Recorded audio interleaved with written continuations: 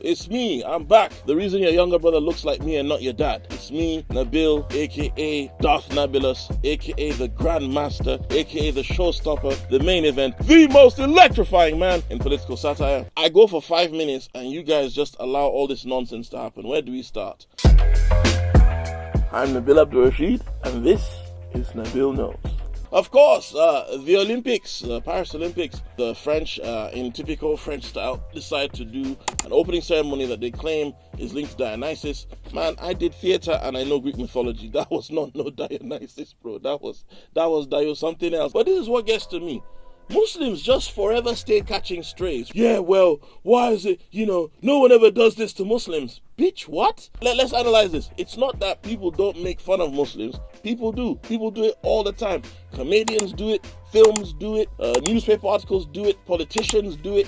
Muslims are being mocked heavily globally, right? So Christians, hold your own nuts. It's not our fault that you guys aren't willing to protest or do stuff when your religion is mocked. French athletes who wear the hijab are not being allowed to compete wearing the hijab, right? But convicted pedo rapists are. Think about that. Think about that. You don't think that's an insult? All I'm saying is, leave us alone. Hold your own nuts. Speaking of nuts, there was, of course, the Algerian boxer who, is it boxerette?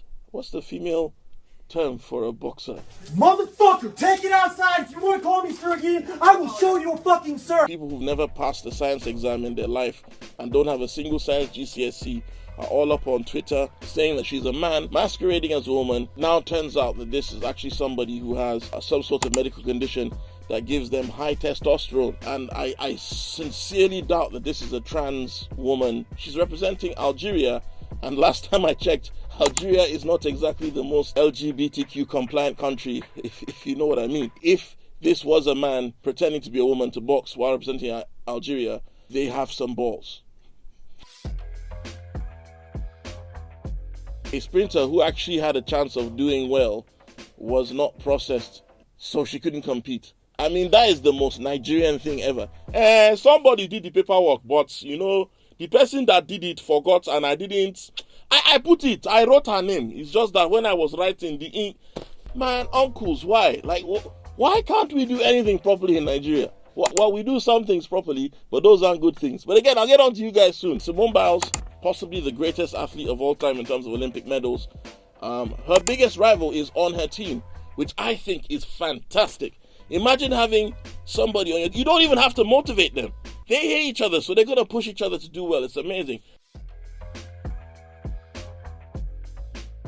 On the topic of Muslims catching strays, you know how sick you have to be to see children being killed or see innocent people being killed, and you immediately find a way to crowbar in your agenda. These guys, before you know it, were already attacking mosques, and a lot of them weren't even people from the locale. The actual locals are helping to rebuild the mosque. These guys went and attacked the mosque, and then lo and behold, it turns out that the guy that did it is from Rwanda, most likely Catholic. Why aren't you attacking the Catholic Church? It's also very interesting. Recently, Anjem Choudhury has been given a lengthy prison sentence. I hope he has fun in there. But Anjem Choudhury is from the same part of the country as Tommy Robinson. I think they were once friends and went to the same school. And it's all the same thing. They get a bunch of angry nerds, a bunch of incels. They fill their heads with shit and then they send them to go do this stuff while they hide. Tommy Robinson says he hates refugees. But what's he doing? Taking refuge in Ayanapa, right? This is the same guy that hates illegal immigrants. He got kicked out of Canada for entering the country illegally. The thing about irony is the people who exude it are too dumb to know what it is. And then I see on the flip side, you've got all these mosques talking about, oh, come, we'll give you tea. We want to show you that Muslims are peaceful. They know Muslims are peaceful. That's why they're attacking you. There's a reason they're going to those neighborhoods, right? They ain't showed up in Hackney yet. They haven't pulled up in Brixton or Croydon yet. And we saw what happened when they came here in Birmingham. Thing is, I already know how this is going to play out. Eventually, they will turn up in these areas and there will be casualties on both sides. And then our government is going to completely put huge restrictions on protesting and everybody loses out. I'm not even saying that there isn't a problem with immigration or there isn't reason to be upset.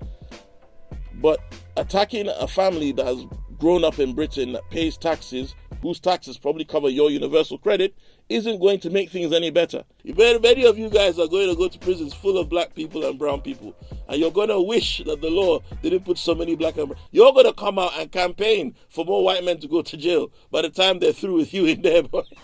And the people who are actually fucking us over, who are sitting down in Parliament, who are sitting down in Downing Street, will just put in more laws to oppress us all. If you're going to attack somewhere, attack Downing Street. Don't go to your local corner shop. If you're really serious, I'm joking, by the way, before the feds them come and arrest me too. Although I'll be fine because prison's full of Muslims. MashaAllah, brother. It's a weird thing. Being a British person, that is tanned all year round. People talk about gender being complicated. No, nationality is complicated. For example, when Anthony Joshua wins, he's British. When he loses, he's Nigerian. These are people who live in this country and still can't spell correctly in a country where education is free. When you got the Titanic and they filled it with too many people, what happened? It sunk. And that's what's happening to England. We're sinking. Too many here. Immigrants come here and they use what is here, because a lot of people come from countries that don't have a lot of the facilities that England does. Okay, that's fair. But ask yourself, why don't these countries have the things? Who is going to these countries and causing war? You are. The army that you pretend to care about once a year or twice a year, military operations in these countries are destabilizing them. Why are you angry with the shopkeeper down the street who sells you your Stella Artois, when at the end of the day, it's your government that's sending millions to Ukraine and Israel and other countries? What? They're not the ones. They didn't choose that. The Afghan man across the street didn't ask for his country to be bombed. They didn't ask for their country to be ravaged. They were happy as things were. You can't be angry with them. You should be angry with the government that's causing this. And then you're going and you're burning down hotels that are owned by Western business. Like, it doesn't make any sense. Do you really think that this is going to affect any politics? It's not. In the old country, Nigeria, people have taken to the streets to protest. They're protesting bad governance, and I make it, anywhere where people are speaking out against evil, I stand with them. So solidarity to all my Nigerian brothers and sisters who are out there protesting. Nigeria is so progressive because we've got a bunch of people who are mentally handicapped running our country. But he's an idiot. Hey. He is not an idiot. Thank you, Holly. He is mentally challenged. Dig this, right? Aliko Dangote, the richest black man on earth, the richest African, builds the second largest refinery in Nigeria. Because yes, while Nigeria was at one point the fourth highest oil producing country in the world, we had no refineries. So we're literally buying petrol from other countries, even though we produce crude oil. Do you understand how mental that is? So Aliko Dangote says, you know what, fuck the government, I will build my own. This is a huge refinery, state-of-the-art equipment. It can do all sorts. It can pump out so many barrels. The Nigerian government says, yeah, we're not going to give you any crude oil. You'll have to buy it from outside. That's like having the damn cow, like literally in my house, and you're telling me I need to buy milk from across the street. That's insane. So Aliko Dangote is like, no, like, why? I could make us so much money if you just let me refine that way we can produce our own we can produce our own petroleum products. President Tinubu was like, no, you cannot do that. You have to go and buy. I happen to know a very good refinery in Malta that you can buy from.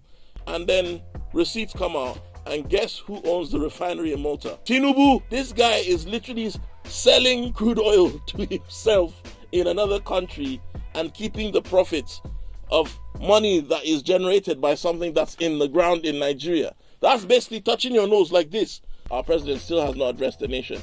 This is the guy who assumes office and sees that people are struggling, people are hungry, there's insecurity in the nation.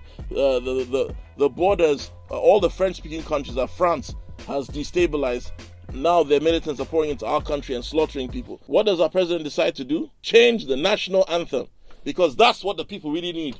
New tune. It's like, yeah, when I release this new one, yeah, this is gonna be fire, bro. This is gonna bring peace to the streets. What did you think was going to happen? Our first national anthem was actually alright. This new one is shit, bro. It's shit.